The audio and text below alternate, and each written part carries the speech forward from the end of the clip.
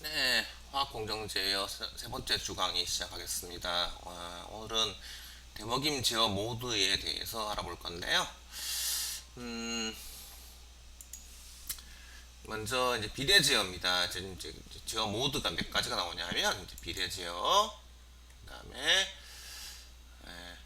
잔류 오차가 나오고, 그다음에 비례 적분 제어, 그다음에 비례 미분 제어, 그다음에 다 합쳐서 이제 비례 적분 미분 제어, 그러니까 이제 PID 제어라고 통칭하는 PID 제어까지 배워보겠습니다. 자, 먼저 PID 제어 중에 P 제어가 되겠어요. 그래서 비례 제어, 프로포셔널 제어라고 하는데, 이제 블록 선도에서 이제 우리가 그 제어기에 해당되는 부분만 이제 가져온 거예요. 그래서 이제 설정치가 있고요. 그 다음에 제어 변 측정값이 이렇게 들어오게 되면 설정치에서 측정값을 빼서 에러를 구하게 됩니다. 오차를 구하고요. 오차가 제어기에 들어가서 이제 제어기 출력이 이제 나오게 되죠. 이 식을 이제 어떻게 쓸 수가 있냐면, 우리가 이제 제어기 출력은 오차에 비례해서 결정이 됩니다. 그 비례 상수를 KC라고 하는데, 이 KC를 개인이라고 하고요. 앞으로 여러분들은 수업 시간에 개인이라는 말을 굉장히 많이 듣게 돼요. 개인은 이제 피제어기에서의 이제 개수인데, 유일한 개수 하나밖에 없죠. 네. 계산식이 어떻게 되냐면, 이렇게 제어기 출력은 m바라고 쓰여 있는데, 이게 바이어스라고 하는 겁니다. 이제 오차가 0일 때 제어기 출력을 얘기한다고 되어 있어요. 무슨 얘기냐면, 이게 오차죠? 네? 이게 이제 설정치고요, 측정값이에요. 그래서 빼 중에 오차인데, 오차가 0이라고 해서 제어기 출력이 0이 될 수는 없어요. 물론 0일 수도 있겠지만 대부분 0이 아니죠. 그러니까 이제 일정 부분 이제 제어 밸브를 열고 닫는다고 하면, 일정 부분은 이제 열고 닫는 부분이 이제 어느 정도 있어야 돼. 예를 들어서 뭐 반 정도 연다고 하면, 이 오차가 0일 때 제어기 출력이 이제 50%가 돼야 된다고 하면, 여기가 0이 되면, 여기 0이 되면 안 되잖아요. 50% 돼야 되니까 어떤 바이어스가 필요해지는 거죠. 그래서 50%를 더해줘서 제어기 출력이 최종적으로 결정이 되는 거죠. 네. 이 제어기의 모드가 보면, 이 다이렉트 액팅이 있고 리버스 액팅 두 가지로 나눠준다 그러는데, 이게 굉장히 중요합니다. 무슨 얘기냐면, 이거 두 개를 거꾸로 하면 엄청난 문제가 생기죠. 자, 예를 들어서 보겠습니다. 여기 이제 액트 저장 탱크가 있어요. 수위를 우리가 제어를 하려고 해요. 이제 이 탱크로 유입되는 양이 있고 유출되는 양이 있어요. 그래서 뭐 다른 것보다는 이제 유입되는 양으로 우리가 이 수위를 제어할 수도 있고요. 유출되는 양을 가지고 이 수위를 제어할 수도 있어요. 그러니까 이 두 가지가 다 이제 조절 변수가 될 수가 있는 거죠. 자, 보면 수위가 올라갑니다. 만약에 유출량으로 우리가 이 수위를 제어하려고 하면, 이게 수위가 올라갔을 때 유출량을 늘려줘야죠. 예, 그래서 올라가면 같이 올라가요. 예, 그렇게 되려면 어떻게 되냐면, 수위가 올라간다는 얘기는 여기가 올라간다는 얘기예요. 이게 올라가면 이게 음수가 되죠. 음수가 되는데 얘가 더 커져야 돼요. 그러려면 KC가 음수가 돼야죠. 자, 유출량으로 제어하는 경우에는 KC가 음수가 돼야 됩니다. 이런 거를 다이렉트 액팅 모드라고 합니다. 그래서 KC가 음수가 되고요. 제어 변수의 값이 커지면 조절 변수의 값도 같이 커져야 돼요. 네. 이 반대가 되면 안 돼요. 무슨 얘기냐면, 얘가 커지면, 유출량이 커지면 수위는 내려가죠. 예. 그렇게 되면 반대로 움직인 것 같지만, 생각을 제어 변수부터 먼저 하면, 자, 제어 변수가 커지면 얘가 커져야 되는 거예요. 제어 변수가 커지면 조절 변수도 같이 커져야 되는 거예요. 제어기 출력을 계산한 식을 얘기하는 거예요. 예. 이걸 염두에 두고 생각하면 됩니다. 자, 그렇게 되면 이걸 다이렉트 액팅 모드라고 하는 거고요. 반대로 유입량을 가지고 아기를 조절한다 그러면, 제어한다고 하면, 아기가 커지면 유입량은 줄여야 돼요. 반대가 돼야 됩니다. 그러니까 여기가 커지면 음수가 되죠. 음수가 나온 만큼 제어기 출력이 작아집니다. 네, 그렇게 되려면 K씨가 양수여야죠. 그래서 개인이 양수가 되고 제어 변수가 커졌을 때 조절 변수가 작아지는 거, 이런 걸 반대로 움직인다고 해서 리버스 액팅 모드라고 합니다. 우리가 이제 자바 애플릿에 이제 요거에 대해서 굉장히 자세하게 다룰 수 있는 게 있고요. 이건 이따가 다시 설명하도록 하겠습니다. 이게 뭐 아직까지 설명한 거 가지고 이걸 다 설명할 수가 없기 때문에. 자, 잔류오차, 옵셋이라고 하는 개념이 나왔습니다. 빨간색 돼 있죠? 자, 굉장히 중요합니다.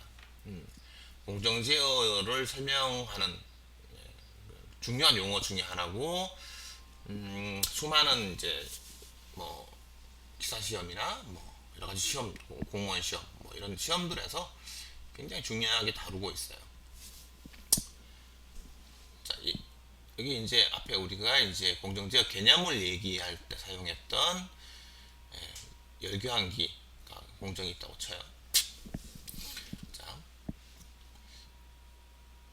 현재 설정치가 이 여기 유출액의 온도가 목표가 되는 온도가 20도씨예요.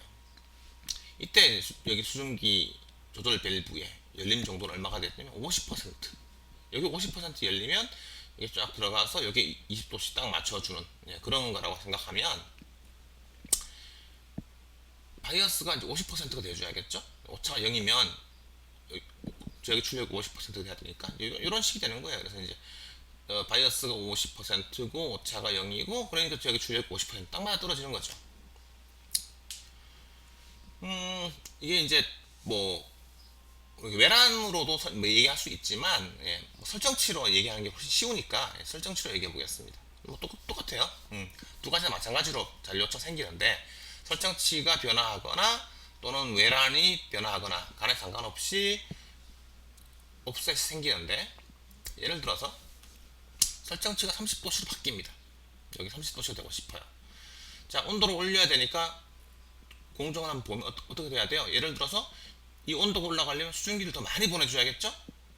그럴 때에 이 수증기 조절 밸브가 열린 정도가 한 60%가 됐어야 한다고 생각해 보죠. 그냥 생각해, 상식적으로, 그죠?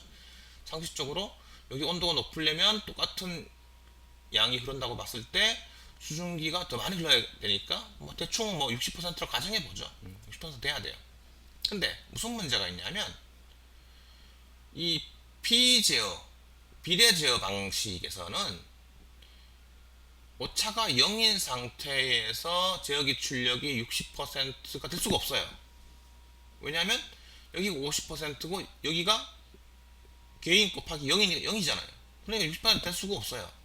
다시 말해서 제어기 출력이 60%가 되려면 KC 곱하기 오차가 10%가 돼야 돼요. 즉 오차가 0이 될 수가 없다는 얘기죠. 이렇게 설정치와 실제 제어 변수의 값 사이에 어떤 차이가 근본적으로 발생하는 거, 이거를 잔류 오차, 옵셋이라고 부릅니다. 이때 식이 이제 KC 곱하기 오차가 되다 보니까 개인이 크면은 잔류 오차가 작아져요. 그죠? 또 그럴 거 아니에요? 이 부분이 10%가 되기만 하면 되는데, 실제로 KC 곱하기 오차니까 KC가 커지면 오차가 작아지죠. KC가 커지면 잔류 오차가 작아지게 됩니다. 이런 특징을 가지고 있어요. 자, 그 다음에 이제 프로포셔널 킥이라고 하는 개념이 있는데, 원래 있던 이 식에서 알파가 없었습니다. 원래는 알파가 없었는데, 이게 이제 설정치가 여기 위에 보이는 것처럼 잔류오차 예에서 설명한 것처럼 갑자기 20도씨에서 30도씨로 커졌어요. 갑자기 커진 거죠. 이제 순간적으로 탁 바꾸니까. 그럼 어떻게 되죠? 이 오차가 급격히 커지게 되죠. 그러면 밸브를 아주 크게 움직여야 됩니다. 이 지역의 출력이 굉장히 크게 바뀌게 되겠죠. 지나치게 제어기 출력 값이 변화하는 것을 막기 위해서 뭘 넣냐면 여기다 알파라는 걸 넣습니다. 그래서 요런 걸 알파를 도입하는 걸 우리가 이제 안티 프로포셔널 킥, 프로포셔널 킥에 대해서 그걸 막아주는 안티가 되는 거죠. 안티 프로포셔널 킥이라는 개념이 들어가서 요거를 값을 설정치가 바뀌었을 때 이걸 적절히 조절을 해요. 그래서 이걸 시간에 따라서 다르게 계속 조정을 해서 제어기 출력이 급격하게 변화하는 걸 막아줍니다. 이걸 안티 프로포셔널 킥이라고 하는 거예요. 자, 그 다음에는 이제 비례 밴드, PB, 프로포셔널 밴드라고 하는 거예요. 자, 제어기 출력이 최소값에서 최대값으로 변하는데 필요한 제어 변수의 퍼센트 오차를 우리가 비례 밴드라고 합니다. 퍼센트로 나타낸 오차예요. 네. 제어기 출력은 뭐 제어기 밸브라고 하면 0%부터 100%까지 완전히 닫는 거에서 완전히 여는 것까지 범위를 갖고 있어요. 완전히 여는 것보다 더 열 수도 없고 완전히 닫는 것보다 더 닫을 수도 없어요. 제어기 출력은 한도가 있는 거죠. 그죠? 범위를 가지는 거예요. 그래서 거기에 해당되는 각각 최소값과 제어기 출력이 최소값이 될 때 제어 변수값, 최대값이 될 때 제어 변수값, 그거를 퍼센트로 나타낸 거죠. 그거를 제어 비례 밴드라고 합니다. 예제를 가지고 비례 밴드를 설명을 해보겠습니다. 공기식 P 지역기가 있어요. 60도 화씨 60에서 화씨 100도까지의 범위로 온도를 제어하는 데 사용이 돼요. 다시 말해서 우리 제어 변수인 이 온도는 범위가 얼마냐면 60에서 100도 F예요. 제어 변수의 범위를 얘기하는 겁니다. 자, 제어기는 이 측정된 제어 변수 온도가 71도 F에서 75도 F로 변할 때 출력 압력이 3psi 완전히 열리는 거에서부터 15psi까지 조절이 돼요. 그러니까 제어기 출력은 완전히 열리고 완전히 닫히는 데까지 그 공기압으로 표현이 되는데 그게 3에서부터 15까지예요. 자, 이때 비례밴드와 이득이 얼마가 되느냐 하는 문제가 되었습니다.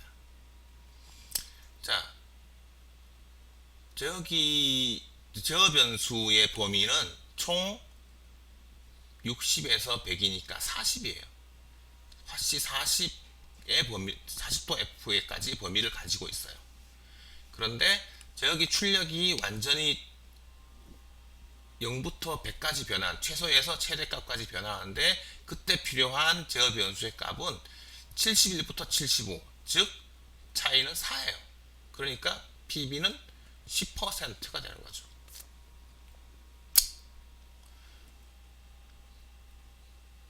되게 적네요. 네. 너무 작은 것 같아요. 네. 그 다음에 이득을 또 우리가 말할 수가 있는데, 이득은 개인 곱하기 오차가 제어기 출력이 되는 거니까, 제어기 출력은 얼마만큼 변하게 되냐면, 그러니까 B를 얘기하는 거죠. KC가 그 오차에 대해서 제어기 출력이 변하는 거에 B를 얘기하는데, 그러면 기본적으로 그 제어 변수의 변화 범위 분의 제어 출력의 변화 범위로 계산할 수 있어요. 그러면 제어기의 변화 범위는 71에서 75고요. 제어기 출력의 변화 범위는 3부터 15가 되니까 4분의 12가 되죠. 그래서 3psi 도 F, F라는 게 이제 화씨를 얘기하는 거예요. 그래서 제어 변수가 1도 F 변할 때 제어기 출력은 3psi가 바뀌는 그런 제어기가 되겠습니다. 그 다음에 이제 예제 8의 6을 보겠습니다. 270페이지고요. 열교환기 제어 구조에서 제어 변수 출력 온도 측정값의 범위는 100에서 300도씨이고 설정값은 200도씨. 딱 정중간에 있는 거죠. 제어 변수 범위 중에 정중간에 이제 설정값이 있어요. 이 경우 PB에 따라서 제어 변수의 변화와 제어기 출력 신호 사이의 관계를 그래프로 나타내라 그랬어요. 제어기로부터의 출력은 3에서 15 psi, 그러니까 이제 공기압식이고요. 그 다음에 40mA 이 두 개의 범위에 있다. 뭐 둘 중에 하나를 다 뭐 쓴다는 얘기죠. 자, 그래서 이제 세 가지를 계산을 했어요. 여기서는. 그러니까 이제 50% PB일 때와 100% PB, 그 다음에 200% PB 세 가지를 계산해서 이제 그림판에 10을 그려놨는데요. 100% PB는 뭐 단순하죠. 네. 제어 변수의 값이 100% 변하면 제어기 출력이 100% 변해요. 50% PB는 제어 변수의 값이 50% 변할 때 제어기 출력이 100% 변해요.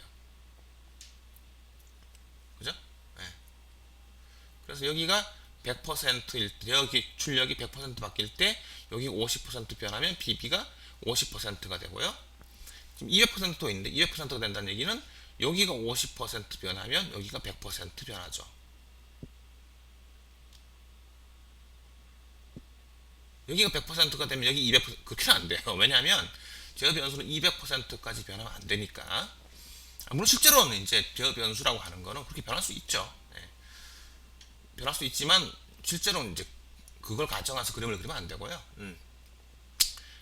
제어 변수는 그만큼 또 움직일 수 있어요. 실제로는. 그래서 이제 그 그림을 보면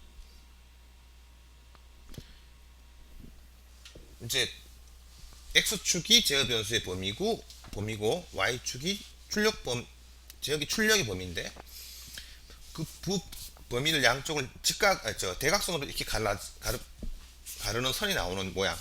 이건 100% PB가 되고요. 50% PB는 제어 변수가 이거의 반, 그러니까 100%의 반. 즉, 그 제어 변수 값이 25%부터 75%까지 변하면 제어기 출력이 0부터 100. 다시 말해서 공기압식으로 하면 3에서 15 psi까지 다 변하게 되고요. 200% PB가 되면 사실 200% PB는 안 쓸 거예요. 그렇게 되는 방식으로는. 왜냐하면 우리가 제어기와 최종 제어 요소 보통 이제 밸브가 되는데 밸브의 열림 닫힘 정도를 이 최소부터 최대까지 다 이용하기를 원하기 때문에 PB가 100%가 넘는 경우는 거의 만들진 않을 거예요. 그래서 이제 만약에 하여튼 200% PB가 있다고 하면 그러면 제어 변수가 100% 변해도, 그러니까 0부터 100%까지 변해도 저기 출력은 3부터 15가 아닌 6부터 12 psi까지의 결과만 나오게 되죠. 그런 그림을 이제 그림 8의 10에서 보여주고 있습니다. 네, 예제로 2013년에 이제 1차 시험 문제. 이 당시에는 이제 뭐 2013년만 해도 1차 시험 문제로 다양한 문제를 냈었어요. 하여튼 지금은 1차 시험, 올해 같은 경우 1차 시험이 없으니까, 이거는 뭐 중간고사에 나올 수 있는 범위가 되겠네요. 자, 비례제어기를 이용해서 60도씨에서 100도씨 범위 내에서 온도를 제어하고 있어요. 그러니까 여기 이 60도에서 100도씨 범위는 제어 변수의 범위가 되겠고요. 자, 제어기의 비례 밴드가 75%입니다. 이때 제어기 출력이 최소값에서 최대값으로 변하는데 필요한 온도 변화는 얼마냐 하는 거죠. 정의 그대로죠. 이건 정의 그대로. 그러니까 이 60에서 100. 그러니까 아이고 실수를 하는데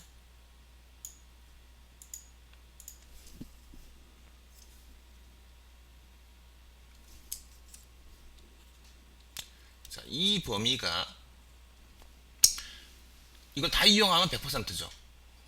40도씨인데 이걸 다 이용하면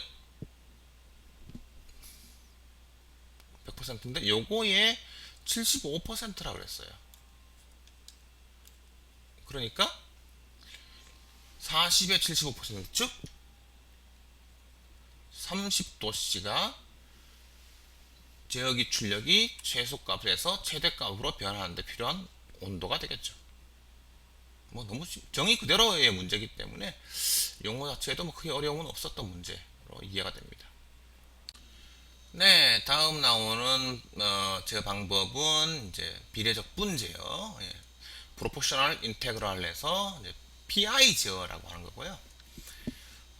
뒤에 이제 뭐 PD 제어, PID 제어 뭐 해서 이제 총 네 가지죠. 네 가지 방식이 있는데 통상적으로 화학 공정에서 사용되는 제어 방식은 이 PI 제어가 보통입니다. 예, PID 제어, 사실 D 제어가 사용되는 경우는 좀 드물어요. 뒤에도 나오지만 이유가 나오지만 좀 드물고 P 제어는 잔류 오차 문제가 있기 때문에 뭐 몇몇 이제 액위 제어할 때 레벨 컨트롤 할 때 사용이 되고 대부분의 경우에는 PI 제어가 많이 사용이 됩니다. 왜 PI 제어가 많이 사용이 되냐? 이게 장점이 있고 단점도 있죠. 네, 단점도 있고요. 그런데 이 장점과 단점을 같이 생각해 보면 PI 제어가 가장 안정적인 운전 방식이라는 거예요. 네. 자, 기본적인 이 비례적 분제 PI 제어의 장점은 잔류 오차가 제거가 됩니다. 왜 제거가 되냐? 자, 식을 보겠습니다. 여기 이제 제어기 출력 계산식이 있는데 이 부분은 이제 P 제어랑 똑같죠. 네, 똑같아요. 여기 뭐가 추가됐냐면 i가 추가됐어. 적분이 추가됐어요. 자, 개수가 여기 보면 타우 i 분의 kc요. kc는 개인이에요. 똑같죠. 네. kc가 있고 밑에 타우 i 뭐 그냥 이것도 개수예요. 네. 자, 적분합니다. 요 항이 중요한 거예요. 적분합니다. 뭘? 오차를 시간에 따라서 적분을 해요. 예를 들어서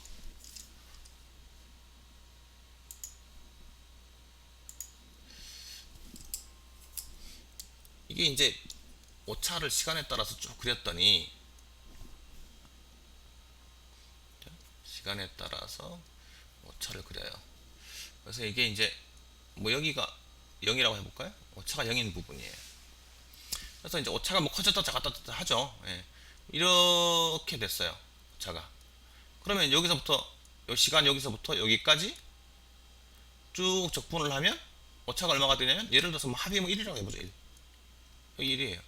그럼 요쯤에서 오차를 적분한 게 얼마냐면 1이에요. 여기까지. 이 면적이죠. 적분이니까 오차를 이제 면적을 구하는 거죠. 예, 적분한다는 거는. 그 다음에 요렇게 돼서 또 이렇게 됐다고 쳐요. 뭐 모양은 좀 다를 수 있죠. 앞에 거랑. 하여튼 요것도 오차가 1이에요. 면적이 1이에요. 그러면 자, 그 다음에 뭐 이렇게 커져가지고 이만큼 됐다고 할까? 이거 뭐 2쯤 된다고 해보죠. 자, 그러면 오차를 적분하면 여기는 오차를 적분한 게 1이에요. 쭉 왔어요. 그럼 오차 합이 얼마, 적분한 게 얼마냐면 여기서 0이 돼요. 오차를 적분한 게 0이 돼요. 여기 와서 또 0이에요. 아, 0이 아니죠. 오차를 적분한 건 여기서 이제 2가 되는 거죠. 자, 그러면 오차를 적분한 게 2면 문제가 생기냐? 아니죠. 사실은 이렇게 쭉 와서 여기서부터 오차가 이렇게 달라붙었다고 쳐보죠. 아, 지금 그림 색깔을 좀 바꿔야겠는데. 뭐 이렇게 해볼까요?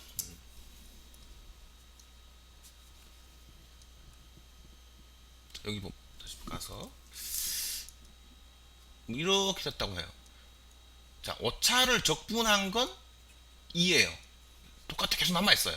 그렇지만 오차 자체는 0이에요. 우리가 원하는 건 오차를 적분한 그 값을 0으로 만드는 걸 원하는 게 아니에요. 우리가 원하는 건 오차를 0으로 만드는 거예요. 굉장히 큰 차이가 있죠. 이게 가장 큰 차이가 되겠습니다. 앞에 그 우리가 예를 들었던 잔류 오차에서 예를 들었던 부분을 생각해 보면 자, 여기가 50이었어요. 오차가 0이 돼야 되니까 여기가 0이죠? 근데 여기는 60이 돼야 돼요. 그러면 여기가 얼마가 돼야 되냐면 여기가 10이 돼줘야죠. 그래야 출력이 60이 됩니다. 그럼 이게 여기가 60 오차를 적분한 게 10이 되는 게 문제가 되냐? 여기 예를 든 것처럼 오차를 적분한 게 0이 안 되는 건 전혀 문제가 안 돼요. 우리가 목표가 아니거든요. 우리가 목표로 하는 건 오차를 0으로 만드는 거예요. 그래서 문제가 전혀 안 됩니다.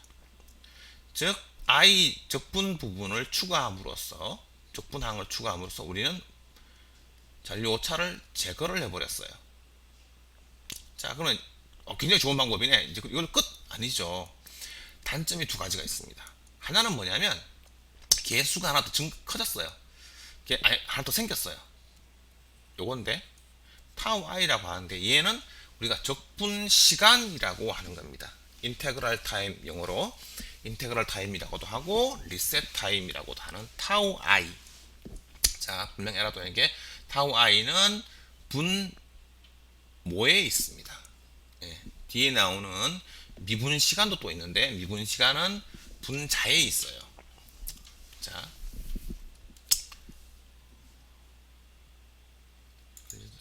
또 지워야겠네.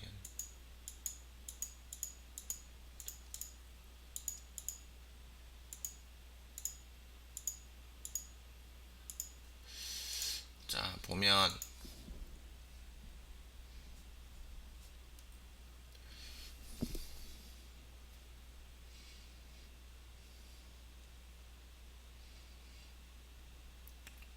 개인 있죠? 개인 있죠? 요거는 개인이라고 하는 건 오차를 저기 출력의 단위로 바꿔줘야 되는 거예요. 예를 들어서 여기가 퍼센트예요. 오차가 섭씨라고 해보죠. 네, 자꾸 네, 조금.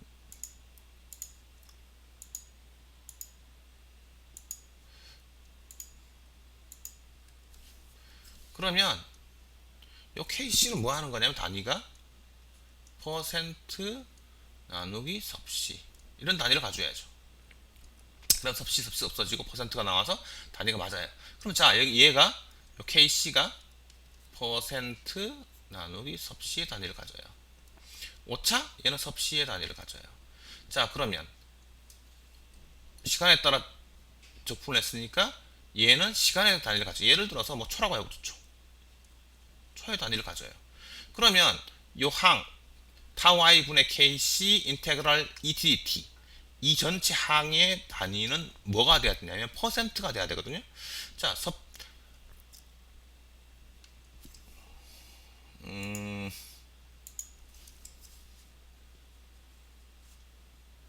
익숙하지 않아서 네, 지금 애로사항이 좀 있네요. 자, 이게 없어졌죠? 퍼센트가 남아야 돼요. 그러면 여기가 초의 단위가 있으니까 얘가 단위가 뭐가 돼야 되냐면 초의 단위가 돼줘야죠. 그래야 없어지죠. 그럼 남는 게 퍼센트. 여기 출력의 단위만 남게 되죠.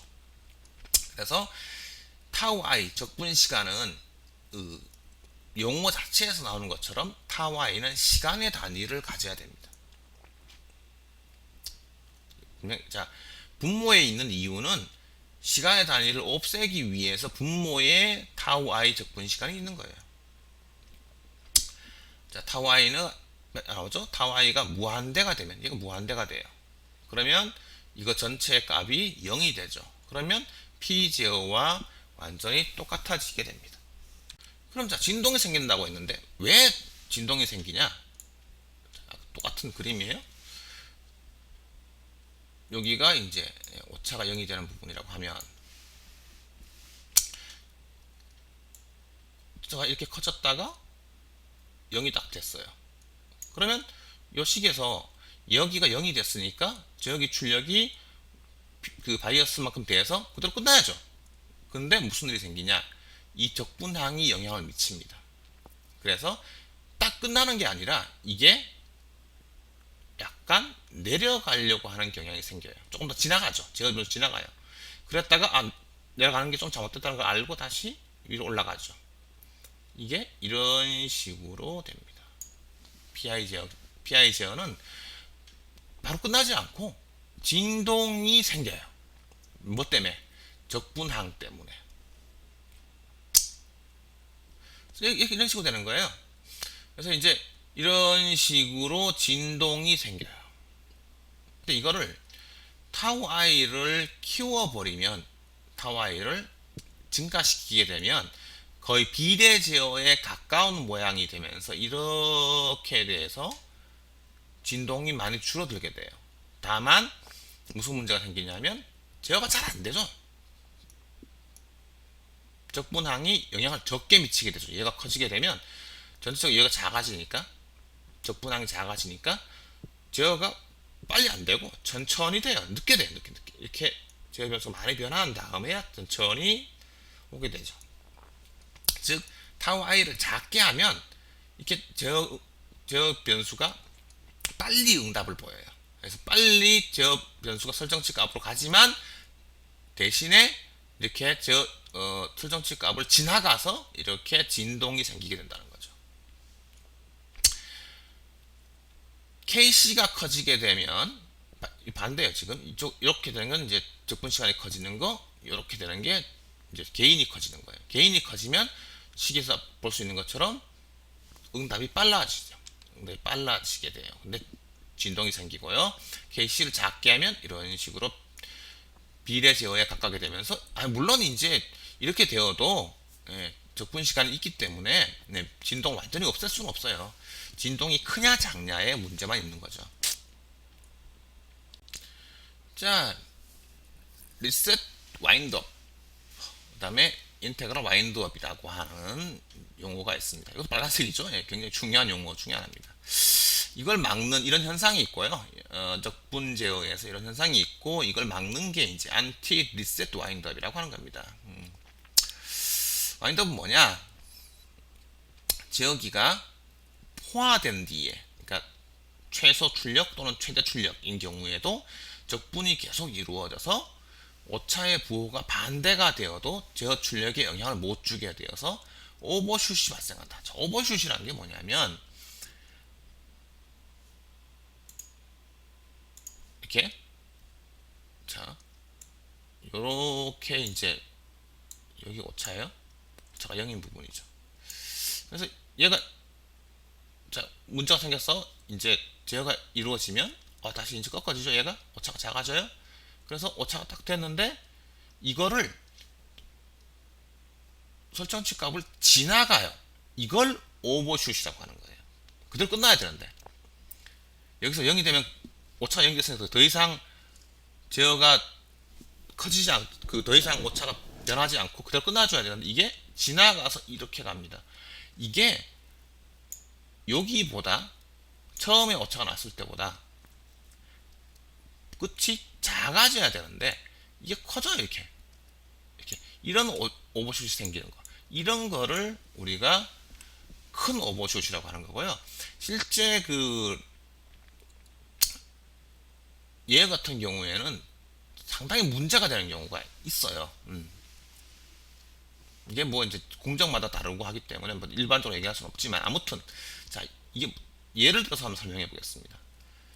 여기 이제 제어기 출력 계산식이 있는데, 예를 들어서 여기가 바이어스가 50%고요.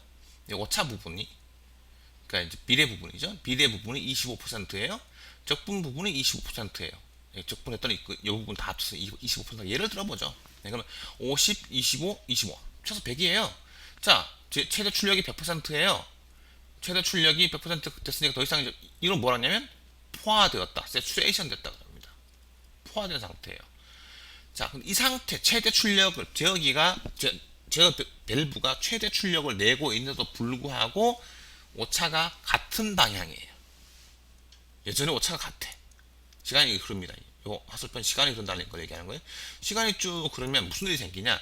오차가 똑같은 값이라 그러면, 이 변하지 않았다 그러면 얘는 그대로인데 이 적분 부분은 무슨 일이 생기냐면 값이 점점 커져요. 적분이 되고 있으니까. 오차가, 예를 들어서 여기서 이제 최대 오차가 됐어요. 근데 계속 오차가 커져 있죠? 그러니까 이걸 적분하니까 계속 이 값이 커지는 거예요. 적분 부분이. 그러면 예를 들어서 이 적분 부분이 150%가 됐어요. 합쳐서 225죠. 50, 25, 150. 225죠. 그럼 이 225%라는 제어기 출력이 실제로 의미가 있냐? 실제로 밸브는 100%밖에 못 열죠. 실제로. 자, 제어가 이제 다시 어느 정도 돼서 오차가 반대 방향으로 갔어요. 마이너스 10%가 됐어. 오차가 마이너스 10%가 됐어요. 반대가 된 거죠. 그죠? 성과를 냈어요. 지나간 거죠. 오버슛이에요. 오버슛이 된 거예요. 자, 그러면 여기가 50이고 여기가 마이너스 10이고 적분이 만큼 뭐 10% 떨어졌다고 해보죠. 140%예요. 그러면 계산했더니 180%야. 자, 이미 우리가 얘가 어떤 상태에 있냐면 이쯤에 와 있는 거예요. 그럼 어떻게 되는 거죠? 오차가 원래 갔던 거에 반대 방향이 되어 있기 때문에 저기 출력은 반대 방향으로 가 있어야 돼요. 즉 0을 기준으로, 오차 0을 기준으로 해서 반대 방향에 가 있어야 돼요. 이 오차가 0보다 클 때보다 반대 방향으로 가 있어야 되는데 무슨 일이 생기냐면 계산한 결과 100%가 넘기 때문에 이 상태에 있을 때와 똑같은 제어기 출력 100%의 결과가 나오죠. 그러면 무슨 일이 생기냐? 과도하게 지나가게 되죠. 이걸 과도한 오버슛이라고 얘기할 수밖에 없고요. 이렇게 되면 안 되죠. 말이 안 되는 거죠, 사실은. 예. 무슨 개념이 나오냐면 안티 리셋 와인드업이라는 게 나옵니다. 그래서 이 출력을, 여기서 계산된 출력을, 제어기 출력 계산식에서 나온 이 결과를 실제 출력 100%죠. 100%하고 얘를 비교를 해서 이 값이 100%를 넘어가면 더 이상 적분이 안 되게 막아줘야 돼요. 그죠? 요렇게 하는 거를 안티 리셋 와인드업이라고 합니다.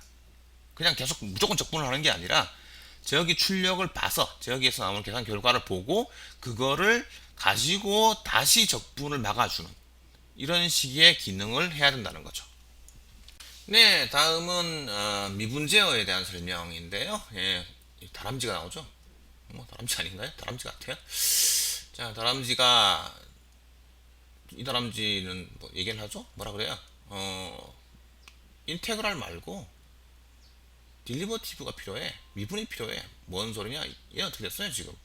살짝 치였어요 지금 이 차에. 차가 빠른데, 차가 빠르니까 빨리 피해야죠. 더 빨리. 예. 속도를 얘기를 하는 겁니다. 자, 비례 미분 제어, PD 제어, 프로포셔널 딜리버티브 비례 제어라고 하는 거는 미분항이 있는 거죠, 여기. 그래서 이제 적분항 대신 미분항이 있는 겁니다. 그래서 KC 타우 D DE DT로 이제 미분항이 있습니다. 자, 장점은 뭐냐? 오차의 추세를 좀 전에 얘처럼 정차 빨리 와요. 빨리 피해야죠. 예. 오차가 빨리 변하고 있어요. 이렇게 되는 거죠. 이게 이제 그림이 예를 들어서 뭐 이렇게 돼 있었는데 오차가 이렇게 변하는 거랑 오차가 이렇게 변하는 건 전혀 다르죠. 똑같은 오차가 요 오차를 보게 되면, 자, 여기서 보면 오차가 똑같아요. 오차는 똑같아요. 여기나 여기나 오차는 똑같지만 이 빨간색 선은 오차가 훨씬 더 빨리 증가하고 있어요. 그러면 더 빨리 제어기 출력을 변화시켜 줘야 되죠. 얘보다는, 그죠? 오차가 천천히 증가하는 것보다는 빨리 증가하는 쪽에 제어기 출력을 빨리 증가시켜 줘야 돼요. 이런 역할을 하는 게 미분 제어가 됩니다. 그래서 기울기를 넣죠. 기울기를. 오차의 추세를 넣어서 응답을 빨리 오게 한다는 거죠. 다만 굉장히 큰 단점이 있어요. 사실은 이게 그 PD 제어를 잘 안 쓰는 이유 중에 하나인데, 이게 기울기를 보기 때문에, 오차의 기울기를 보기 때문에 잡음이 들어오게 되면, 우리가 이제 센서 부분에서 노이즈 얘기를 했었잖아요. 잡음이 들어오게 되면 잡음을 여기다 넣어서 계산하게 되면 기울기가 굉장히 커집니다. 이게 굉장히 커지면 무슨 일이 생기냐? 엄청나게 제어기 출력이 많이 변하게 되죠. 잡음이 확대가 됩니다. 그래서 잡음이 있을 가능성이 크다. 그럼 반드시 필터를 넣어야 되고요. 필터를 넣어도 잡을 수가 없다. 잡음이 어느 정도 생기는 걸 잡을 수가 없다고 하면 비된 미분 제어는 사용할 수가 없습니다. 앞에 적분도 나왔고 미분도 나왔고 했지만 이게 이제 학생들이 좀 오해를 하죠. 미분 적분이 뭐 고등학교 때나 대학 1학년 때 배운 미적분에 나오는 방식으로 적분 미분하는 것처럼 생각할 수가 있는데 전혀 아닙니다. 예, 굉장히 단순한 방식으로 계산을 하고 있어요. 이게 이제 적분 미분한다는 게 예를 들어서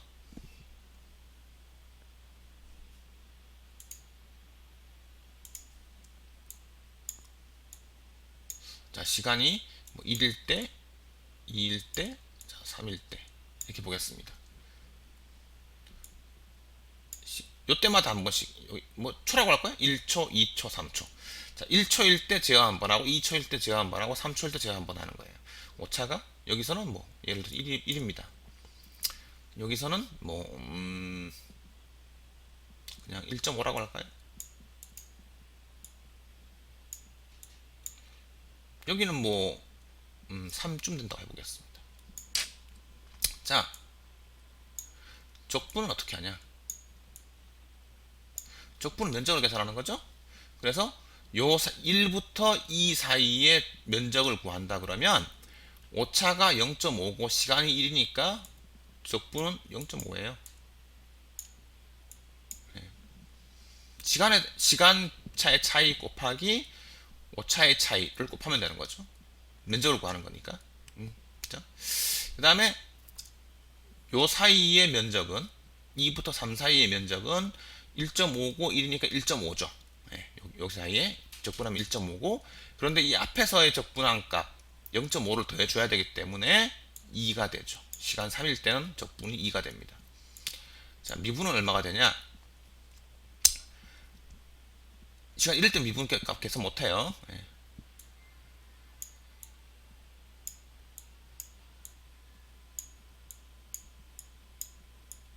자, 2일 때는 시간의 변화량 1분에 0.5가 바뀌었어요. 그러니까 여기는 0.5가 돼야죠. 그 다음 시간 3일 때는 시간이 1이 변했는데 오차가 1.5가 바뀌었어요. 그러니까 기울기는 1.5가 됩니다. 즉 여러분들이 그 수학 시간에 배운 미적분을 사용하는 게 아니라 적분은 그냥 적분이에요. 그러니까 면적을 계산해요. 그것도 단순한 방식. 마름모를 그리는 거죠. 마름모 그려서 마름모의 면적을 구하는 방식으로 적분을 하고요. 기울기는 그냥 직전 시간에 제어했던 값 오차하고 지금 시간의 오차를 가지고 그냥 빼요. 뺀 다음에 시간 차이로 나누죠. 여기 시간 차이가 1초니까 1이니까 뭐 그냥 단순하게 살 수 있지만 예를 들어서 시간 차이가 0.5라 그러면 뭐 0.5분의 1.5가 되겠죠 이게. 예. 그러면 이제 이게 더 커지죠. 3이 되겠죠. 예. 자, 타우 D 미분 시간은 딜리버티브 타임이라고 되어 있는데 미분 시간이죠. 이것도 이제 시간 단위를 가지고 있어요. 이제 우리 그 비례 적분제 했을 때 마찬가지로 시간 단위를 갖춰줘야죠. 그래서 여기랑 타우 D하고 얘가 시간 단위가 같이 상쇄가 되려면 시간의 단위하고 미분 시간의 단위가 같아져야죠. 그래서 시간 단위를 가지게 됩니다.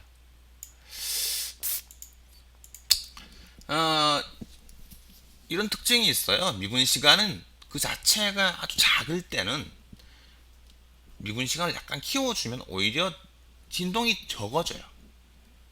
그런데 미분 시간이 클 때는 미분 시간을 키우면 진동이 커지게 됩니다. 이게 기본적인 특성이고요. 여기 얘기한 특성이죠. 이 기본적인 특성인데 오히려 이제 미분 시간이 작을 때는 그걸 좀 키워줬을 때 진동이 오히려 작아진다는 특성을 가지고 있어요. 그 다음에 딜리버티브 킥이라고 이제 프로포셔널 킥하고 같은 개념인데 같은 개념이라고 한 게 뭐냐면 설정치 변화와 관련이 되어 있기 때문에 얘기를 하는 겁니다. 자, 원래 이제 여기 미분항이 DEDT예요, 그죠? 네, 그러니까 정의에 따라서 E가 이제 설정치 빼기 제어 변수 값이죠. 그래서 R-C가 됩니다. 자, 설정치가 바뀌게 되면 이거 전체가 미분항 자체가 굉장히 커져요. 그죠? 그러니까 저 설정치를 바꿈으로 인해서 제어기 출력이 너무 많이 변화한다는 문제가 있어요. 그럼 어떻게 하면 되냐? 아예 안티 딜리버티브 킥 뭐죠? 오차의 기울기를 구하는 게 아니라 그냥 제어 변수의 기울기를 구해요. 그때는 물론 이제 오차가 이게 정의에 따라서 그 DC, DT 앞에 마이너스가 붙어 있어야 됩니다. 예. 아무튼 설정치를 사용 안 해버려요. 아예 기울기를 구할 때 설정치 사용 안 하고 제어 변수의 값의 기울기를 구하는 방식이에요. 이렇게 하는 게 안티 딜리버티브 킥이라고 하는 겁니다.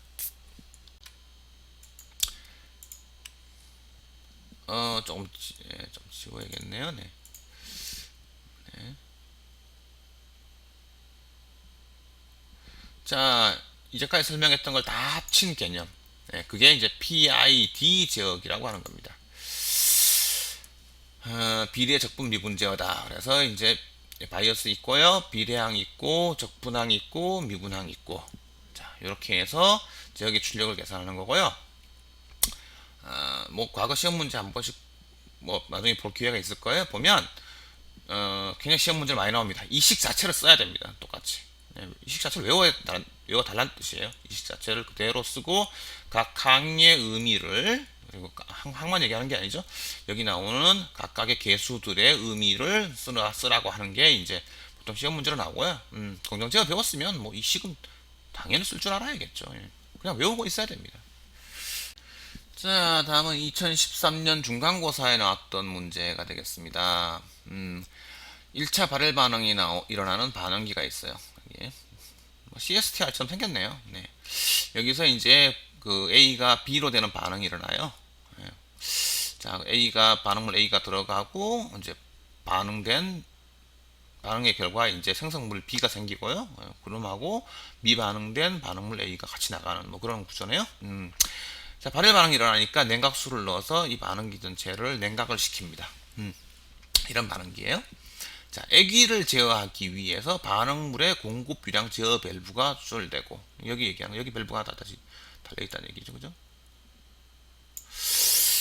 온도를 제어하기 위해 냉각수의 공급 유량 제어 밸브가 조절된다. 여기도 밸브가 하나 달려있다는 얘기예요.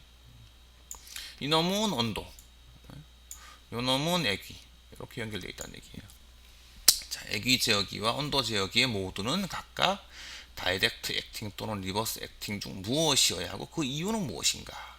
갈로 열고 이유가 없으면 인정되지 않는다. 당시에 이제 왜 그렇게 돼야 되는지를 써야 되는 건데요. 왜 리버스 액팅이어야 되고 왜 다이렉트 액팅이어야 되는지를 써야 되는 거였는데 그 이유를 써야 된다. 자, 이유는 뭐냐? 엄청 단순하죠. 자, 제어 변수인 이 액위가 커지면 요 유량 제어 밸브를 닫아야 됩니다. 그죠? 반대로 움직이죠. 예. 액위가 커지면 반응물 공급 유량 제어 밸브를 닫아야 됩니다. 그러기 때문에 리버스예요. 자, 온도가 여기 반응기 온도가 올라갑니다. 커집니다. 자, 그러면 냉각수 제어 밸브를 닫아야죠. 예. 온도 많이 올라갔으니까 냉각수 잘못 얘기했네. 반대로 얘기해. 냉각수인데. 예. 온도가 올라가면 냉각수를 많이 흘러보내야 되죠. 참 착각했습니다. 그래서 이제 온도가 올라가면 냉각수를 많이 흘려야 됩니다. 그렇기 때문에 같은 방향으로 움직이니까 다이렉트 액팅 모드예요. 설명을 할 때 뭐예요? 항상 제어 변수가 변화에 따라서 조절 변수가 어떻게 움직여야 되는지를 말을 하면 되는 거죠. 설명하면 되는 거죠. 상식선에 설명할 수 있을 거예요. 상식? 예, 여기서 말하는 상식은 화공과를 3년 정도 다닌 그 엔지니어링 상식을 갖춘 엔지니어링 상식이에요. 화학공학 상식을 갖춘 경우에 그런 상식을 얘기하는 겁니다. 자, 이 반응기에서 데모김 제어가 적용된 반응기 온도 제어 이름을 얘기하는 거죠. 여기에 캐스케이드 및 안먹임 제어를 적용하라는 지시를 받았다. 자, 온도 제어기가 마스터 제어기예요. 그러면 슬레이브 제어기의 제어 변수와 조절 변수는 무엇이 될 수 있냐?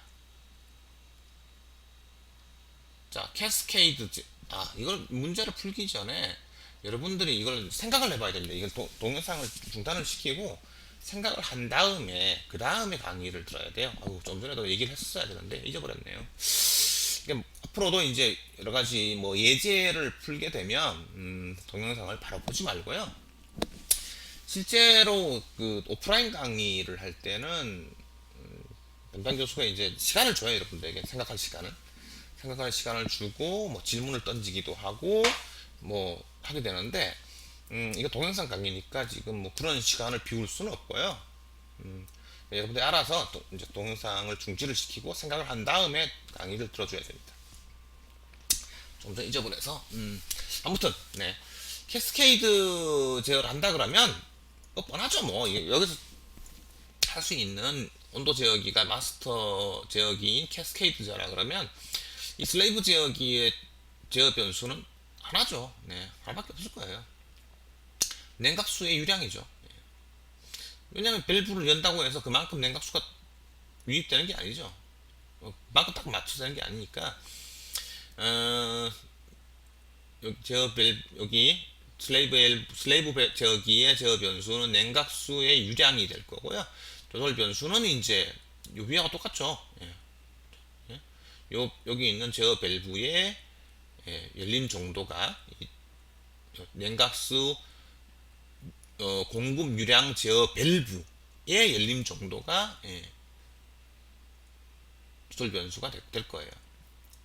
근데 사실은 약간 다르게 생각하면 뭘 할 수가 있냐면 우리가 이제 지난주에 그 제어 밸브 얘기를 했었는데 히스테레시스 얘기를 했었잖아요. 그러니까 무슨 얘기냐면 그 제어 밸브의 열림 정도가 우리가 그 제어기에서 내린 영역만큼, 예를 들어서 제어기가 뭐 40%를 열라고 했는데 제어 밸브가 40% 열라는 보장이 없잖아요.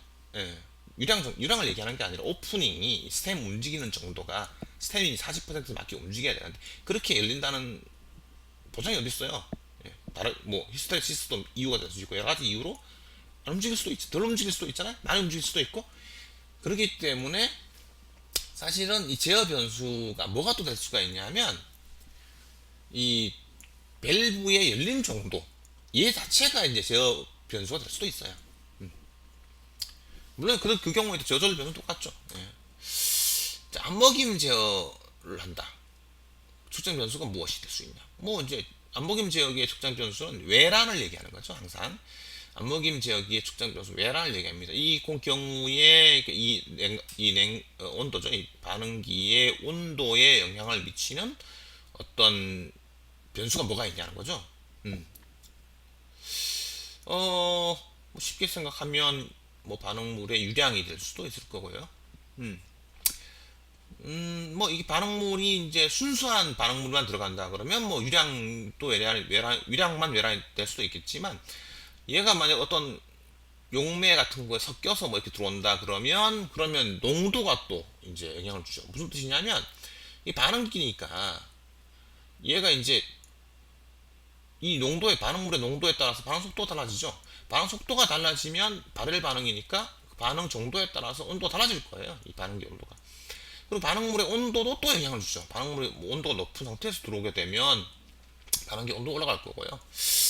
뭐 이런 영향, 뭐 이것도 뭐 또 왠지 더 있을 것 같은, 네, 그죠? 교반이 또 잘 안 되면 교반기가 달려 있는데 교반이 잘 안 되면 이제 잘 안 섞이니까 반응이 이제 뭐 반응물이 많은 데는 반응이 잘 되고 반응물이 적어요. 그러면 반응이 잘 안 될 거 아니에요? 네, 잘 섞어줘야 되는데. 네. 이런 것도 사실은 이 교반기의 성능 그런 것도 이제 측정 변수가 될 수 있어요. 뭐 예를 들어서 뭐 성능이라고 하면 좀 이상하죠. 뭐 잘 섞이는지 안 섞이는지 어떻게 측정하겠어요. 그러니까 뭐 이 교반기의 뭐 RPM이라든지 뭐 이런 게 또 이제 측정 변수가 될 수가 있겠네요. 그죠? 네. 2011년 중간고사 문제였고요. PID 제어기에서 시간에 따라 오차가 이제 아래쪽에 보이는 것 같이 이제 뭐 이게 직각으로 직각 뭐 직선으로 쭉쭉쭉 나오는 그런 문제고요. 비례항, 적분항, 미분항에 따른 제어기 출력을 각각 그림으로 그리고 모든 제어 출력을 합해서 최종 제어 출력을 그림으로 나타내시오. 라고 했었고요. 뭐 계산을 간단하게 하기 위해서 이득, 적분시간, 미분시간은 모두 0으로 가정한다 라고 하였습니다. 이 문제가 지금 문제가 되는 건 이제 이 비례항이나 미분항은 되게 쉬워요. 이제 적분항 때문에 그때 학생들이 많이 좀 틀렸었는데, 비례항 문제 볼까요? 비례항하고 미분항 설명하고 적분항 뭐 이런 순으로 설명하겠습니다. 자, 비례항은 이득이 1이니까 오차에다가 이득을 곱해야 되는데 오차가 뭐 이렇게 돼 있으니까 똑같은 모양이죠. 예. 이 문제에 보여주는 그림은 똑같이 숫자도 똑같이 그려주면은 비례항은 끝나는 거고요. 미분항 같은 경우는 뭐 기울기를 해야겠죠. 예. 기울기가 필요한데 기울기가 이제 시간이 0부터 3 사이의 기울기는 한 예, 시간이 3변할 때 오차가 2변했으니까 3분의 2죠. 3분의 2 좀 될까요? 좀 이상하게 보여서 조금 큰 느낌도 들고 아무튼 이 정도. 시간이 3부터 9까지 사이엔 똑같은 기울기로 감소를 하죠. 기울기는 이제 부호만 다르죠. 반대죠. 그러니까 이제 마이너스 3분의 2가 되겠죠. 좀 되겠네. 이렇게 되죠. 이렇게. 똑같이 여기까지 가죠. 여기까지 가죠. 그 다음에는 또 3분의 2가 되죠. 시간이 또 증가하고 이렇게 되고 그 다음에 0으로 바뀌죠. 이렇게 0 이렇게 될 거예요. 이게 이제 미분항이죠. 이런 거고요. 적분항이 문제가 되는데 아마 예전에 이거 시험 문제 냈을 때 적분항 푼 학생이 한 10%안 됐을 거예요. 10%좀 됐나 봐요. 색깔을 좀 바꾸어서 네, 까만색으로 해보겠습니다. 자, 네. 시간이 이제 0부터 3.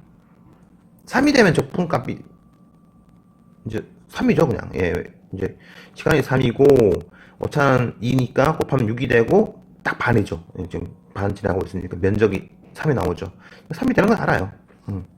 여기를 지나갈 거예요. 여기를. 그리고 이제 똑같은 면적이 6까지 가니까 그다음에 뭐 한 6이 지금 뭐 여기까지 가서 그렇지만 좀 갈 거예요, 그죠? 6. 그다음에 9가 되면 적어지죠. 이제 다시 3이 될 거예요. 그다음에 이제 시간 12가 되면 이렇게 되는 거죠. 그러니까 여기 요점하고 요점을 이을 거예요. 어떤 방식으로 이는지는 이제 계산을 해야죠. 이제 단순하지가 않은데. 자, 시간 0부터 3 사이에는 어떤 시간, 그죠? 0부터 3분의 2, 네, 실수했고요. 3분의 2t 제곱을 적분합니다. 이렇게 하면 3분의 1t 제곱이 되는 거죠. 네.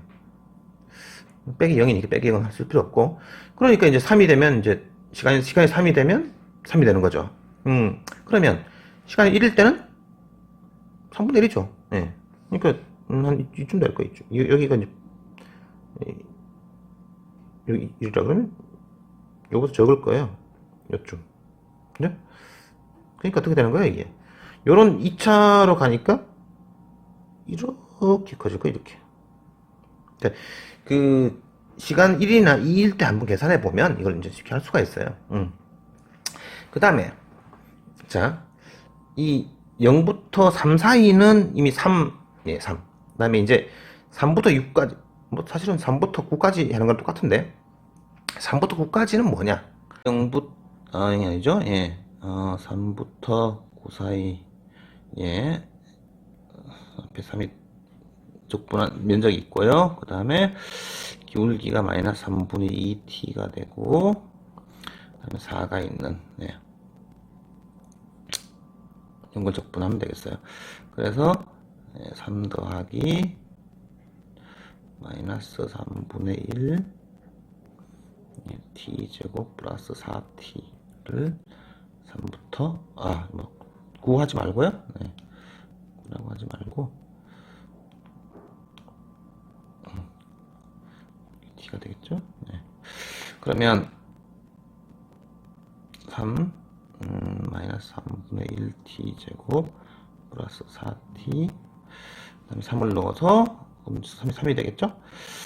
그러면 마이너스 마이너스 플러스 3이고 그 다음에 마이너스 12 뭐 이렇게 되겠네요. 그죠? 그래서 뭐 한 4일대로 계산해 보면 얼마가 되나요? 이거 너무 많은데 잠깐만요. 4를 넣어보면 마이너스 3분의 16이고 플러스 16 마이너스 6 이렇게 되겠네요. 네. 그러면 t가 4일 때 계산해보면 얼마가 되냐면 자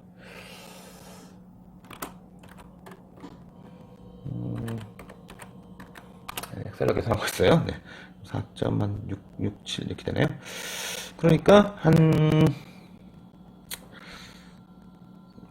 요쯤이 될 거예요. 그래서 이제 여기가 요렇게 갔다가 이제 최대값을 이루고요. 그 다음에 줄어듭니다. 똑같은 방식으로 뭐 한 7일 때 한번 계산해 보면 뭐 이 정도 돼요. 요렇게 떨어졌다가 다시 요렇게 떨어지게 돼요. 그러니까 시험을 칠 때는 뭐 7일 때 얼마 뭐 10일 때 얼마 한 번 정도 계산해서 뭐 보여주면 되겠죠. 그래서 뭐 계산이 복잡하다 보니까 사실은 뭐 이게 맞춘 학생이 별로 없었고요. 최종 제어 출력은 이제 이 비례항, 적분항, 미분항을 다 더해주면 되는데 이게 미분항이 있기 때문에 이게 좀 디스크리프트하게 딱딱 끊어지는 그런 결과를 가져오게 됩니다. 네, 이게 저 방법에 대해서 이제 자바 애플릿이 만들어져 있는 게 이제 그 화학공정연구정보센터에 있고요. 요거는 그 사이버 실험실에 공정제어 실험실 중에서 요 5번째 거가 해당이 되겠습니다. 그래서 이거고, 자, 여기 이제 구성이 이쪽에 공정이 먼저 나오고요. 그 다음에 이제 요거는 연두색이 이제 설정치, 그 다음 제어 변수가 여기 이제 온도가 되겠어요. 빨간색으로 되어 있고요. 자주색이 재킷, 그러니까 이제 그 히터의 바깥쪽의 온도를 얘기하는 거죠. 그 다음에 밸브 오프닝이 파란색으로 표시가 되는 그런 거고요. 이쪽은 이제 시나리오가 이렇게 4개가 있어 미리 설정되어 있는 시나리오에 따라서 결과를 보여주는 부분이 있고, 맨 마지막은 우리가 이제 마음대로 막 바꿔가면서 설정을 막 바꿔가면서 이제 계속 결과를 볼 수 있는 그런 게 되겠어요. 그래서 뭐 이걸 이제 클릭을 해보면 이렇게 이제 우리가 제어할 수 있는 이제 상태가 되죠. 그 다음에 이제 여기 캐스케이드 컨트롤 누르게 되면 이제 캐스케이드 컨트롤이 되는 거고요. 피드포워드 컨트롤 하고 싶으면 피드포워드 컨트롤 눌러주면 돼요. 지금은 그냥 뭐 그냥 캐스케이드 없이 그냥 컨트롤 되는 거라고 보면 될 것 같고요. 그 다음에 이제 여기 이렇게 여기인가요? 여기를 눌러주면 이제 오토 바뀌게 되죠. 그래서 이제 온도 제어 캐스케이드나 이제 뭐 안먹임 제어 없이 그냥 컨트롤 되는 부분이고, 일단 뭐 이걸 기본으로 해서 한번 보겠습니다. 그래서 뭐 캐스케이드 제어나 피드포워드 컨트롤은 뭐 추가를 해서 보면 돼요, 여러분들이. 그 다음에 이제 시뮬레이션 스피드가 나오죠. 이제 이거는 이제 뭐 인스턴트 즉시 이제 예를 들어서 스팀 밸브 체인지의 어떤 시나리오에 대해서 눌러보면 이렇게 되는 거예요. 그러니까 이제 밸브를 갑자기 탁 여는 거예요. 매뉴얼로 지금 있죠, 설정의 시나리오가. 그래서 밸브를 이렇게 열었을 때 어떻게 되냐? 밸브를 딱 열었으니까 온도 올라가겠죠. 이렇게 쭉 이렇게 반응기 온도, 아니 반응기가 아니라 히터의 온도가 쫙 올라가죠, 그죠? 뭐 이런 결과를 보여주는 건 뭐 당연한 거고요. 근데 이제 속도가 이제 인스턴트가 있고 뭐 노멀이 되면 이제 뭐 이렇게 그죠? 이렇게 되는 거죠. 천천히 보여주는 거고요. 이렇게 중간에 세워서 볼 수 있게 포즈 할 수 있고요. 런하면 또 이제 가죠. 속도 인스턴트 바꾸면서 쭉, 뭐 베리 슬로우 이렇게 하면 천천히, 너무 느려서 잘 안 보이네요. 오히려 너무 느려서. 그래서 뭐 인스턴트로 해보겠습니다. 뭐 그 프로세스 네이처는 이게 이제 제어를 제어하는 게 쉽냐 어렵냐 그다음에 보통이냐 뭐 이런 얘기죠. NL밸브까지는 여러분들이 뭐 다룰 필요는 없을 것 같고요. 그 다음에 이제 맨 오른쪽에 있는 게 이제 제어판이죠. 이제 제어판이 요거 말고요. 요거는 이제 우리가 그 수업 시간에 배웠던 옵션들이죠. 그래서 이제 노 프로포셔널 킥의 옵션을 사용할 거냐, 그 다음에 노 딜리버티브 킥을 사용할 거냐, 뭐 그다음에 안티 리셋 와인드업을 사용할 거냐 이런 얘기고요. 뭐 이건 뭐 기본 뭐 이거 선택하는 부분이고, 맨 위에 이제 unconstrained MV라는 건 무슨 뜻이냐면 물리적으로 그 스팀 밸브의 열림 정도를 우리가 0부터 100%까지로 이제 할 수 있는 거예요. 근데 이 unconstrained 그러니까 이제 제약이 없다는 얘기예요. 제약이 없이 그냥 밸브가 막 닫혀가지고 더 많이 닫힐 수도 있고요. 더 많이 닫힌다는 게 마이너스가 되는 거죠. 그 다음에 이제 그 커지는 것도 뭐 100%가 아니라 밸브 열림이 뭐 200%, 300%까지 열릴 수 있다. 그러니까 계산 그 제어기에서 계산된 결과를 그대로 다 써먹는다. 이런 얘기가 되는 거고요. 물리적으로 가능하지 않은 얘기죠. 예, 이거는 뭐 이 옵션은 굳이 해볼 필요는 없을 것 같습니다. 그리고 이제 다이렉트 리버스가 있는데 이것도 이제 이걸 반대로 하면 큰일 나죠. 예. 제어가 엉망으로 될 거예요. 예. 그런 설정도 있고, 그 다음에 여기 이제 세 가지. 요거는 이제 개인 적분 시간, 미분 시간인데 이 미분 적분 시간 같은 경우에는 여기 잘 안 보이겠지만 이 잘 보면 이제 다우 i의 마이너스 1승, 다시 말해서 역수예요 이게. 적분 시간 역수. 그래서 뭐 다른 예제도 봤지만 여기를 누르면 이제 여기 개인을 바꿀 수가 있어요. 이걸 딱 누르면 여기 값을 직접 넣을 수도 있고요. 이걸 넣으면 이제 커지죠. 이렇게 작아지죠. 이렇게. 자. 지금은 이제 미분 시간이 0이에요. 다시 말해서 그 이걸 0으로 해놨으니까 미분을 안 한다는 얘기예요. 그죠? 네. 그래서 이제 뭐 몇 가지 시나리오를 보면 디스터번스 체인지 한번 해보면 뭐 이렇게 지금 적분이 지금 이게 오토가 아니네. 이제 오토로 해서 봐야죠. 그래서 뭐 이렇게 되는 걸 볼 수가 있고요. 시나리오를 테스트하는 거고, 이거는 이제 여러분들이 뭘 볼 수 있냐면 이렇게 여기 있는 그 이제 개수를 이제 개인 같은 거 예를 들면 현재 1이죠. 1일 때 이렇게 움직였어요. 그래서 여기 0.540, 0.510 이렇게 돼 있는데 요거를 이제 봐야죠. 이제 값을 봐서 자 보겠습니다. 예를 들어서 뭐 그냥 개인이 1일 때 좀 되었고요. 뭐 예를 들어 2다. 자 그러면 이게 어떻게 되냐? 아우 모양이 완전 달라졌죠, 그죠? 네. 그래서 이제 다시 일로 돌리겠습니다. 이런 식으로 이제 비교를 할 수 있어요. 개수를 바꾸어서 수업 시간에 본 것처럼 뭐 개인이나 적분 시간, 미분 시간 지금 0이지만 하여튼 값을 넣어서 결과를 볼 수가 있어요. 어떻게 되는지. 이게 뭐 디스터번스는 이쪽에 피드에서 들어온 온도죠. 온도가 바뀐 게 이제 디스터번스고요. 보면 이렇게 이제 올라갔어요. 온도가 21도에서 피드에 들어오는 온도가 21도에서 26도로 올라갔어요. 올라갔을 때 이렇게 됩니다. 자, 스팀 프레셔가 이제 올라갔다. 올라간 예입니다. 그럼 이제 어떻게 되느냐? 예. 그래서 이제 온도가 올라갔다가 다시 이제 설정치로 돌아가는 거죠. 설정치가 바뀌면 어떻게 되냐? 자, 이게 또 설정치가 바뀌었으니까 이렇게 커져서 추정을 하는 걸 볼 수가 있죠.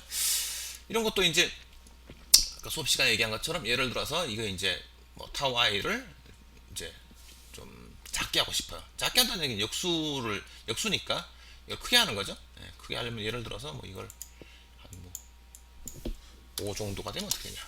자, 지금 잘 보세요. 이렇게 돼 있었는데, 아유 진동이 생겼네요. 이미 돌아오지 않아요. 예. 이게 계속 진동만 생기다가 아마 제어가 조금 줄어들긴 하네요. 시간이 한참 걸리면 돌아올 것 같아요. 요런 상태, 이게 이제 제어기 출력인데요. 밸브 오프닝이 지금 밸브 퍼센트 파란색이 여기 최대값에 가 있죠. 요게 변하지 않잖아요. 이게 최대값에서 지금 포화, 세츄레이션 된 상태예요. 자, 요거를 약간 이제 1.2였던 걸로 기억하는데 다시 돌리고요. 그래서 뭐 이렇게 되는 거죠. 그래서 이제 뭐 run with 현재 상태로 한번 보면 뭐 이렇게 되는 거죠. 예를 들어서 뭐 이렇게 쭉 가다가 변화가 없으니까 그런가요? 이걸 조금 보통 속도로 해서 이렇게 한 다음에 설정치를 한번 바꿔볼까요? 이렇게 이렇게 뭐 이렇게 바꿀 수가 있어요. 직접 설정치를 바꿔가면서 어떻게 되는지도 볼 수 있는 거고요. 그 다음에 뭐 캐스케이드가 되면 어떻게 되냐? 캐스케이드가 되면 여기는 이제 여기는 슬레이브 쪽을 이제 오토로 해줘야죠. 마스터가 오토. 그렇게 되면 이제 여기 슬레이브가 캐스케이드로 바뀌고요. 상태에서 설정치를 바꾸면 어떻게 되냐? 좀 빠르게 해서 이렇게 또 볼 수 있을 것 같고, 뭐 피드 포도 마찬가지고요. 뭐 이런 식으로 테스트를 해볼 수 있을 것 같아요. 자, 다시 강의 노트로 돌아와서 이미 이제 좀 전에 해봤던 그 자바 애플릭 가지고 몇 가지를 해봤어요. 해보니까 이렇게 여기 이제 화면 부분을 캡처를 뜬 거죠. 그래서 이제 자, 옵셋을 한번 보여준 건데요. 그래서 이제 설정 P 지역으로 해서 설정치를 이제 50% 75%로 설정치를 바꾸었어요. 이게 설정치인데 제어 변수가 추정을 못하죠. 여기까지 추정 못합니다. 그래서 옵셋을 보여주고 있어요. 그죠? PI 지역으로 가면 옵셋이 없죠. 옵셋이 없는 걸 또 보여주고 있어요. 이게 PI 지역이 쪽 결과고요. 이건 P 지역이 결과. 그 다음에 이제 이 적분상수의 역수는 1.4로 그냥 두고요. 개인을 0.5, 0.5, 1.0, 1.5로 바꾼 상태에서 그 각각의 개인에 따라서 설정치를 바꾸면 어떻게 변화하냐? 이렇게 저 변수를 봐야죠. 저 변수 이렇게 가죠. 이렇게 여기는 이제 이렇게 자, 뭔 차이가 있냐면 이게 지금 그 Y축을 잘 보면 여기가 0.45부터 0.85예요. 여기 0.4부터 1, 0.25부터 1.25예요. 그러니까 이제 Y축 자체가 좀 더 커지는 거죠. 변화가 이제 그만큼 크다는 얘기예요. 그래서 이제 응답이 점점 빨라집니다. 빨라진다는 어떻게 하냐면 처음 그 설정치, 그러니까 제어 변수가 처음 설정치가 됐을 때 시간을 보면 여기죠, 여기. 여긴 여기죠. 이게 훨씬 빨라졌잖아요. 여기는 더 빨라졌죠. 더 빨라졌죠. 여기서 심지어 세츄레이션까지 있었어요. 더 빨라졌고요. 사실은 Y축을 똑같이 놓고 봐야 우리가 그 이제 상대적인 비교가 쉬운데 지금 이거는 뭐 우리가 뭐 다른 사람이 만든 프로그램이다 보니까 Y축을 바꿀 수가 없어요. 그렇지만 그냥 이렇게 보면 이 변화량 자체가 얘가 이제 훨씬 크다는 걸 알 수가 있어요. 이 오버슛이 크죠. 여기도 보면 이제 진동자, 여긴 진동이 거의 없어요. 진동이 조금 있고요. 진동이 많아졌어요. 지금 보면 진동 여기 보면 그래서 뭐 아주 뚜렷하게 보이는 건 아니지만 사실은 뭐 그림을 잘 그리면 더 잘 보일 텐데 좀 뭐 그러네요. 이거는 이제 적분상수의 역수를 0.5, 1.0, 1.5. 그러니까 이제 적분상수의 크기로 보면 여기가 제일 크고요. 이렇게 가면서 커지는 거죠. 제일 작고 두 번째 크고 제일 큰 거 이렇게 되는 거죠. 적분상수의 역수에 따라서 이렇게 응답이 지금 느리고요. 그죠? 약간 빨라졌죠? 더 빨라졌죠. 이제 앞에 보였던 여기랑 이제 비슷한 결과를 가져옵니다. BI 지역에서요. 이게 이제 안티 리셋 와인드업 이 옵션을 체크를 하면 이제 어떻게 되냐? 이거는 이제 체크를 안 한 거, 체크한 거예요. 이 부분이 이제 제역이 포화됐을 때인데 체크를 하니까 포화 부분이 적죠. 적어요. 그리고 조금 이제 그 이제 오버슛이 줄어든 걸 볼 수가 있죠. 여기 오버슛 이 지금 Y축이 똑같아요. 지금 1, 0부터 1, 0부터 1 똑같아요. 오버슛이 줄었죠. 확실히 준 걸 볼 수가 있고요. 저기 포화 시간도 줄었고요. 차이를 볼 수가 있습니다. 뭐 이렇게 됐고, 자 과제를 이제 해야겠죠. 첫 과제가 되겠습니다. 뭐 첫 주에 했던 거는 그냥 뭐 다 알고 있겠지만 첫 주 동영상 강의에서 얘기했던 거는 그냥 뭐 이 캠퍼스 상에서 출석 확인이 되기 때문에 그거는 뭐 사실 뭐 제출한 학생들 많겠지만 확인 안 했고요. 이게 첫 번째 과제가 되겠습니다. 이 과제는 이제 2점입니다. 2점 부여할 거고요. 지금 원래는 이게 이제 팀 과제로 나가게 되는데 뭐 지금 팀 뭐 구성하니까 개인별로 내줘야겠어요.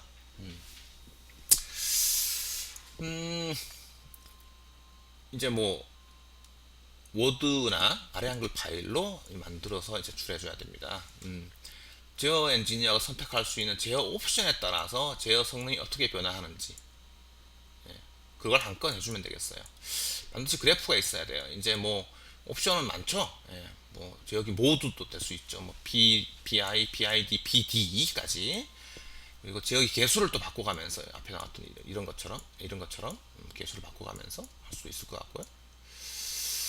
그 다음에 제어기 옵션 뭐 딜버티브 킥도 있고 뭐 리스트 와인드업도 있고 여러 가지 옵션을 선택했을 때 안 했을 때 어떤 차이가 있는지 반드시 그래프를 반드시 넣어야 됩니다. 캡처를 해서 반드시 넣어야 되고요. 그 다음에 여기는 이렇게만 돼 있는데 설명을 또 해줘야죠. 뭐 어떻게 됐더라. 뭐 담당 교수가 얘기했던 것처럼 뭐 이렇게 오버슛이 뭐 줄어들었고 뭐 저기 포화 시간이 줄어들었다. 최소한 뭐 바뀌었 뭐 이런 거 이런 설명을 여러 가지 설명할 수 있을 거예요.